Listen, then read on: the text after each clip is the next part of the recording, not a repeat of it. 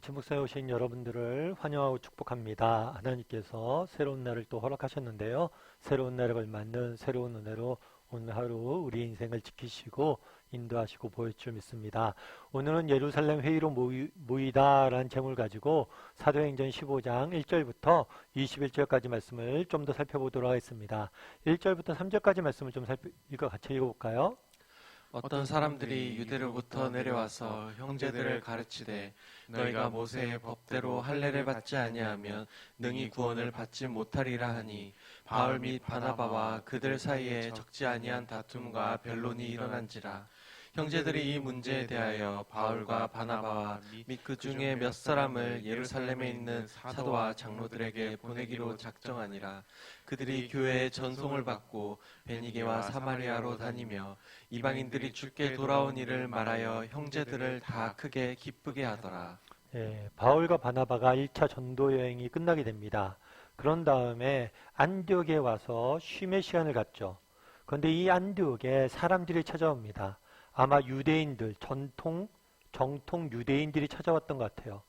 이들이 찾아와서 뭐라고 주장하냐면 유대로부터 와서 형제를 가르치되 너희가 모세의 법대로 할례를 받지 아니하면 능히 구원을 받지 못한다. 다르게 말하면 너희가 구원을 받으려면 할례를 받아야 된다는 거겠죠. 사실 이거는 잘못된 가르침입니다. 왜냐하면 우리가 구원을 받는 건 뭐예요? 오직 믿음. 예수 그리스도의 믿음으로 우리는 구원을 받죠. 그런데 믿음이 아니라 믿음 외에 할례가 필요하다라고 이야기를 하는 거예요. 그렇다면 왜 이렇게 할례를 주장했을까요? 사실 유대인들은 전통적으로 이런 생각들이 있었어요. 선민의식. 그러니까 우리만이, 유대인들만이, 이스라엘 백성만이 하나님의 백성이 될 수 있다라는 자부심이 있었어요. 그래서 이방인들도 정말 하나님의 백성이 되고자 한다면 먼저 유대인이 된 다음에야 예수님을 믿고 하나님의 백성이 될 수 있었다고 믿었던 거예요. 그래서 기독교인이 되기 전에 먼저 유대인이 되어야 한다고 주장을 한 거죠. 앞서 얘기했던 것처럼 이것들은 잘못된 겁니다. 성경은 뭐라고 이렇게 해요? 오직 믿음만이 우리를 구원받을 수 있게 하는 유일한 방법이라고 이야기해요. 그래서 사실은 할례가 필요가 없는 거죠. 그럼에도 불구하고 이런 주장을 하게 됩니다. 이 결과 바울과 바나바를 비롯해서 많은 사람과 다툼과 변론이 일어났어요. 그런 다음에 어떤 일이 있었냐면 예루살렘에 사람들을 보내기로 했습니다. 왜냐하면 예루살렘에 그 당시 교회가 있었는데 이 교회는 기독교의 모체와 같은 교회예요. 그곳에 사도들이 있었고 장로들이 있었기 때문에 이들에게 묻기 위하여 이 부분에 대해서 우리가 어떻게 바라봐야 되는지 묻기 위하여 사람들을 보낸 거죠. 그럼 우리가 여기서 얻을 수 있는 지혜는 뭘까요? 사실 오늘날 우리도 가끔 이단을 주장하는 잘못된 가르침을 주장하는 사람들을 만날 때가 있어요. 그런데 우리가 그들과 너무 많이 변론하고 다투는 일은 좋지가 않습니다. 왜냐하면 그들은 자신의 주장을 펼 뿐이지 우리의 이야기를 귀담아 듣지 않아요. 그래서 여러분들이 잘못된 가르침이나 이단적인 주장을 하는 사람들을 만났을 때 그들을 위해서 기도하고 그들을 불쌍히 여겨야 되지만 그들을 말로 설득해서 다투거나 논쟁을 통해서 그들을 설득하려고 하는 방법은 좋은 방법은 아닌 것 같아요.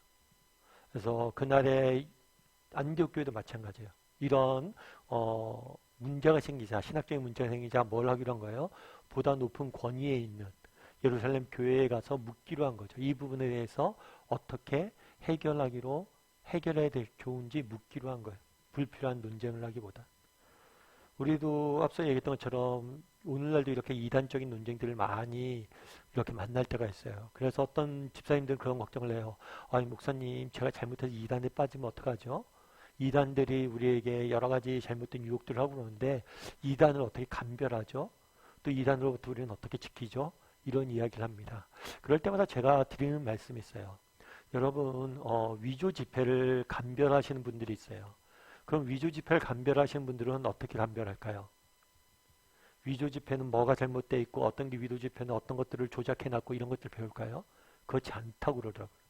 왜냐하면 조작은 여러 가지로 일어날 수 있잖아요. 그래서 위조 지폐를 감별하는 사람들은 뭘 하냐면 진짜 지폐를 계속해서 본대요. 진짜 지폐를 보고 만진대요. 그러다 보면 진짜 지폐를 완전히 내가 보고 만지고 완전히 내 것을 만들면 뭐예요? 가짜가 들어온 순간 딱 느끼게 된다는 거죠. 마찬가지예요. 오늘날도 우리도 분명히 잘못된 가르침을 직면할 때가 있습니다. 그런 것들로부터 우리를 지키는 방법은 뭐예요? 우리가 진짜 복음을 접하고 진짜를 많이 듣는 거예요. 그래서 여러분들 공인된, 교회에서 인정된 그런 곳에서 말씀을 배우고 끊임없이 성경을 가르치는 일들을 계속해야 되는 거겠죠. 그것이 우리를 잘못된 가르침으로부터 지키는 방법일 겁니다. 그러면 예루살렘에 도착했을 때 어떤 일이 있었을까요? 우리 4절부터 6절까지 말씀 같이 한번 읽어볼까요? 예루살렘에 이르러 교회와 사도와 장로들에게 영접을 받고 하나님이 자기들과 함께 계셔 행하신 모든 일을 말하매 바리새파 중에 어떤 믿는 사람들이 일어나 말하되 이방인에게 할례를 행하고 모세의 율법을 지키라 명하는 것이 마땅하다 아니라 사도와 장로들이 이 일을 의논하러 모여 예, 예루살렘에 도착했죠. 바울과 바나바가 안디옥 교회 파송을 받아서. 그런 다음에 모든 일에 대해서, 그동안 있었던 모든 일에 대해서 선교 여행의 결과와 또 일어났던 이 논쟁에 대해서 이야기를 합니다. 그러자 어떤 일이 있었냐고 그러냐면 바리새파 중에서 어떤 믿는 사람들이 일어나 말하다에, 그러니까 유대 이스라엘 교회에도 할례를 먼저 받아야 된다, 이방인들에게 할례를 먼저 행해야 된다라고 주장하던 사람들이 있었던 거예요. 그래서 이 문제를 가지고 사도들과 장로들이 모여서 의논하기 시작합니다. 그럼 의논하기 시작했을 때 어떤 일이 있었을까요?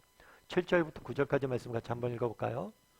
많은 변론이 있은 후에 베드로가 일어나 말하되 형제들아 너희도 알거니와 하나님이 이방인들로 내 입에서 복음의 말씀을 들어 믿게 하시려고 오래전부터 너희 가운데서 나를 택하시고 또 마음을 아시는 하나님이 우리에게와 같이 그들에게도 성령을 주어 증언하시고 믿음으로 그들의 마음을 깨끗이 하사 그들이나 우리나 차별하지 아니하셨느니라. 베드로가 일어나서 말하죠. 뭐라고 얘기하냐면 하나님께서 우리와 똑같이 그들에게도 무엇을 주었다고요? 성령을 주었다.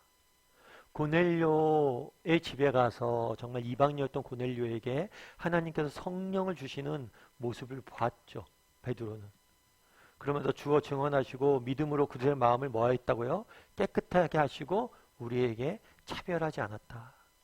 그러니까 이방인도 할례를 받을 필요 없이 정말 그들이 믿음만 있다면 언제든지 하나님께서 성령도 주시고 그들을 구원해 주신다라고 주장한 거죠. 그럼 우리가 여기서 알 수 있는 건 뭘까요? 사실 베드로도 정통 유대인 중에 유대인이라고 할 수 있겠죠. 정말 베드로도 그 당시 할례를 주장하는 유대인들의 주장을 몰랐던 것이 아니에요. 어쩌면 베드로 역시 과거에 살펴봤지만 이러한 과거의 주의와 주장에 빠져있던 사람 중에 하나였어요. 그럼에도 불구하고 이제 뭘 하는 거예요? 자신이 이때까지 생각해왔던 것, 믿고 왔던 것, 자기가 옳다고 생각했던 신념, 그거보다도 하나님의 뜻, 하나님의 일하심을 따르는 모습들을 보게 돼요. 다르게 말하면 우리 역시 정말 그 단어의 유대인들처럼 뭐 하는 경우들이 많아요? 우리의 생각이나 우리의 판단이나 우리의 신념을 가지고 하나님의 일하심을 제한할 때가 많아요. 이방인들도 당연히 할례를 받아야지, 유대인이 먼저 돼야지, 이런 신념에 빠져 있었다는 거예요. 근데 하나님 뭘 하셨어요? 그들이 할례를 받기도 전에 그들에게 성령도 주시고 그들에게 믿음도 주시고 자신의 백성을 삼아 주셨다는 거예요. 그래서 베드로는 이렇게 하나님의 일하심을 보고 자신의 생각과 판단을 내려놓죠. 그런데 우리 역시도 뭘 할 수 있는 거예요? 그 당시에 유대인들처럼 뭐에 빠져 있을 수 있어요? 우리의 생각과 우리의 판단과 우리의 신념에 빠져서 하나님의 일하심을 제한할 수가 있는 거예요. 제가 아는 목사님 한 분이 계세요.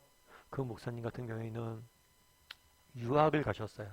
유학을 가셔서 박사를 학위를 받고 또 돌아오셔서 후학대를 가르치는 교수를 꿈꾸고 유학을 갔습니다.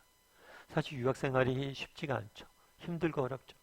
그래도 하나님께서 주신 소명이 있고 비전이 있어서 열심히 공부하고 정말 돈도 부족해서 아르바이트 하면서 열심히 공부하고 그래서 이제 점점 박사학위 받을 때가 다가오고 있었대요.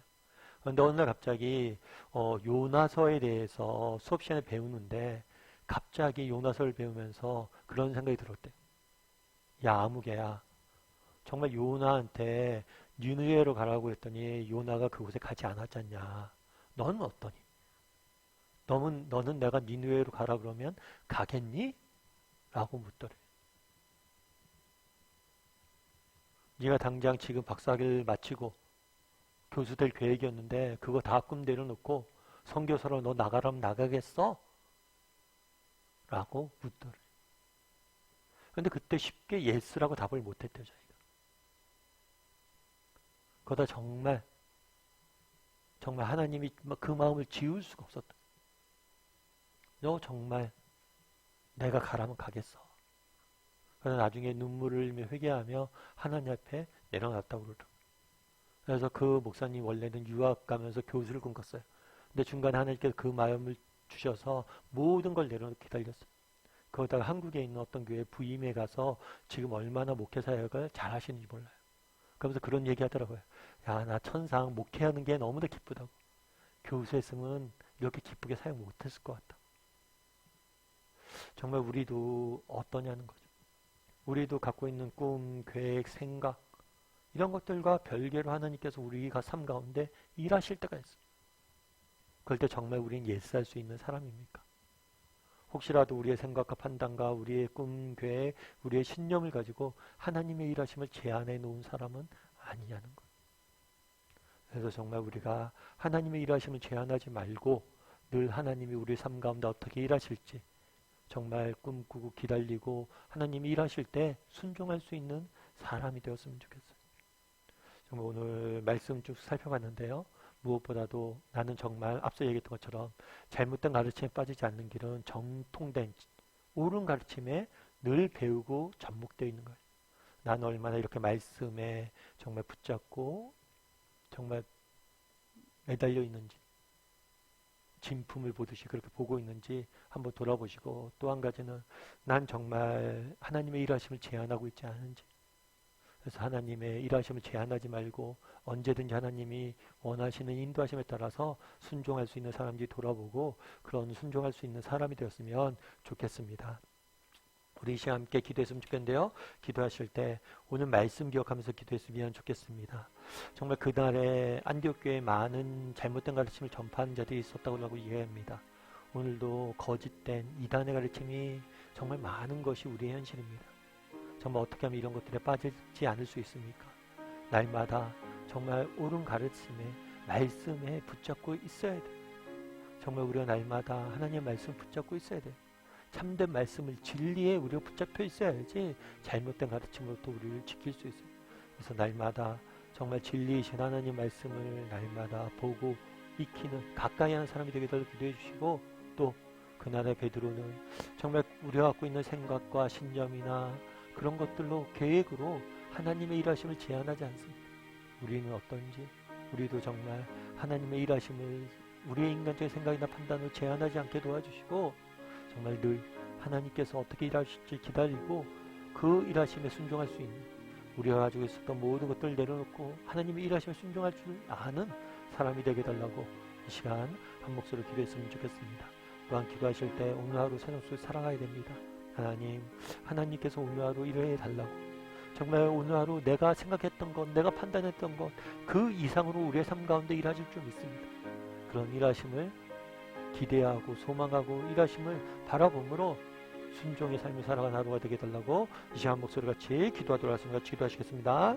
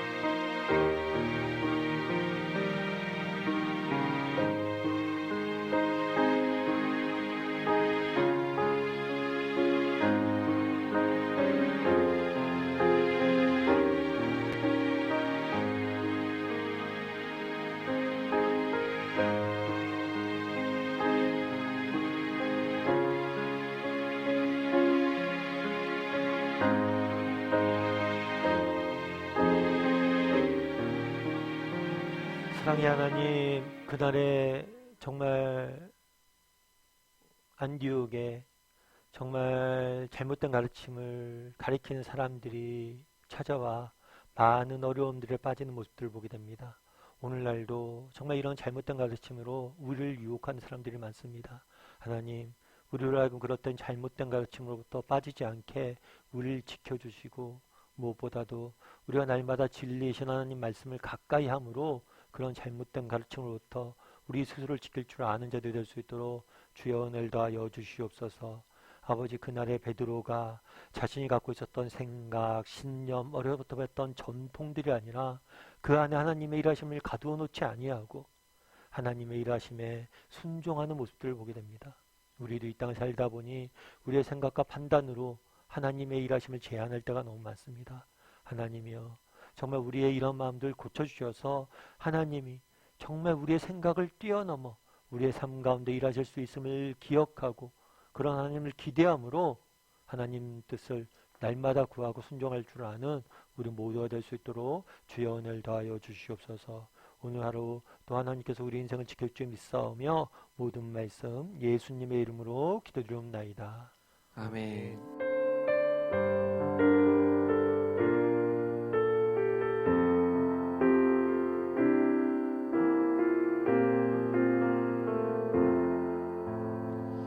세상을 살아가는 동안에 나의 힘을 의지할 수 없으니 기도하고 낙심하지 말 것은 주께서 참 소망이 되심이라. 주의 길을 걸어가는 동안에 세상의 것 의지할 수 없으니 감사하고 낙심하지 말 것은 주께서